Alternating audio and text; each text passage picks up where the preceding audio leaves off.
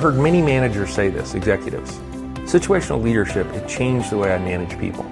I think it's the most practical model you'd ever get for leadership. It's good for first-line supervisor, it's good for a CEO, it's good for everyone to know and understand.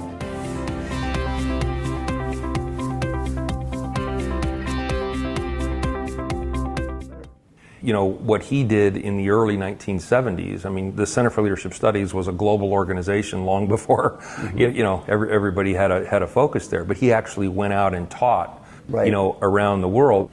With all of the focus today on globalization and, generational differences, it really is a model that has transcended that since the early 1970s. It's small, medium, large, for-profit, nonprofit, wherever you happen to be, and again, multiple generations. Well, let me give you an example, a couple of examples of leaders I've worked with.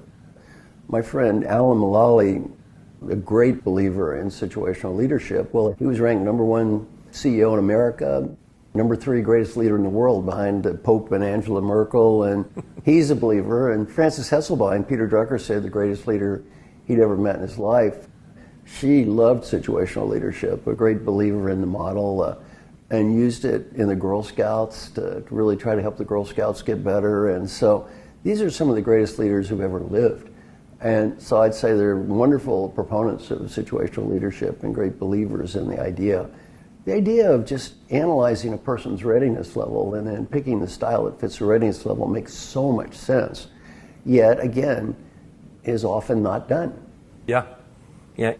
From your experience, and again, speaking right now about, folks at the base of an organization, is it better for them to have managed people for a while, made some mistakes, had some victories before they go through situational leadership? I think it'd be great to train situational leadership to kids. I'm just a believer. I don't think you can be too young to learn this.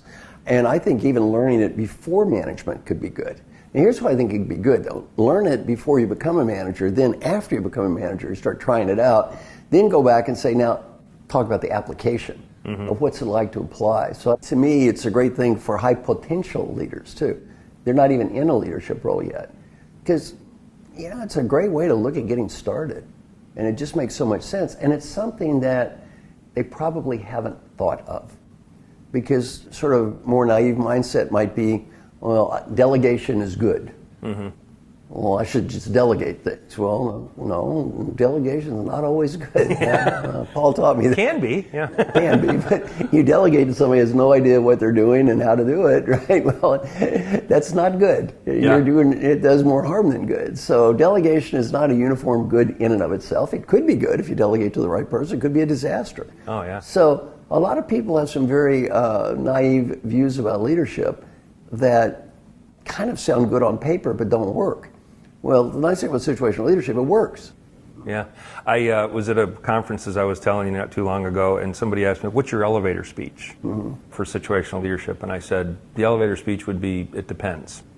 There's no such thing as a bad style. Like you say, empowerment works, participation works, direction works.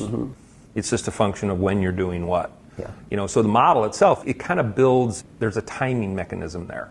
It tells you these are the kinds of scenarios and situations and people and tasks where you're going to want to inject your experience, if you want progress. And these are the ones where you just have to stay away from and let things, let things go.